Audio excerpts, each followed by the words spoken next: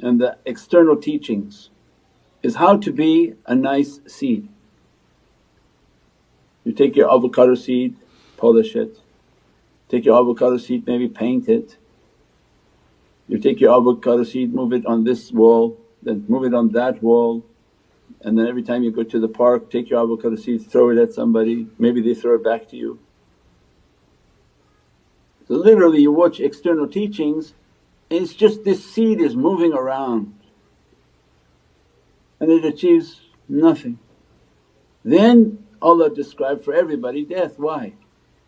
Because the majority of people remain a seed. Can anyone die twice? No, there's only tasting of death once. Then we see the immensity of guidance. When Allah didn't guide, they're a seed and every seed goes into the qabr, goes into a soil. What will the soil make from that person? Depending upon what type of soil they were buried in. If they buried into a soil of no benefit, their seed really doesn't do anything, it rots. So our life was not to be a seed but plant yourself in the soil of Muhammadun Rasulullah, in the light and the love. So that's like a fertile ground. When you put that seed into the reality and the Muhammadan reality, what happens? You become a huge tree. So that your 7 names would be what? One of the fruits. Ilmu huruf would be what? One of the fruits.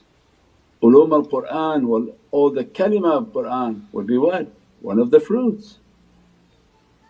So this is our intended way, and those whom reach their way of reality, what lies for them in death?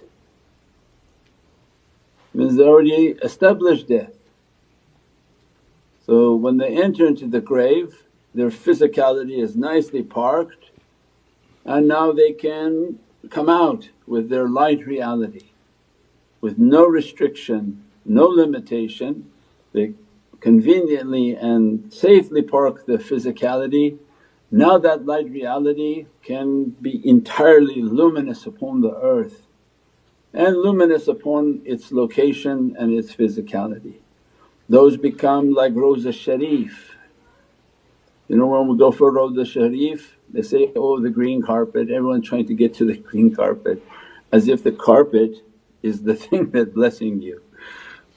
This is the funny part of Islamic belief. Islamic belief it seems to be like idolatry. They think the Kaaba's holy, so you see them attaching themselves to the stone, kissing the whole walls, all the fabric, that's tabarak. But why is that holy?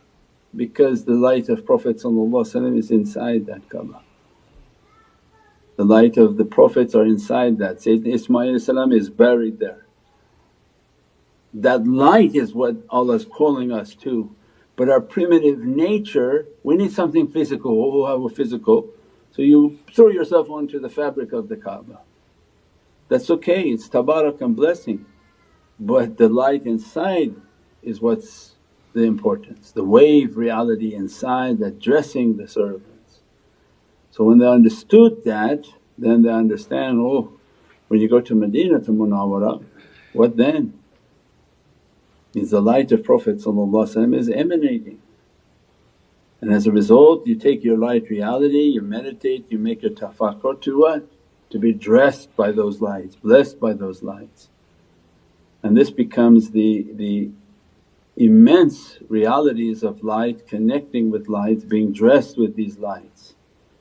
And these become the safety of the last days, these luminous lights in which to dress our reality from, inshaAllah. And the external teaching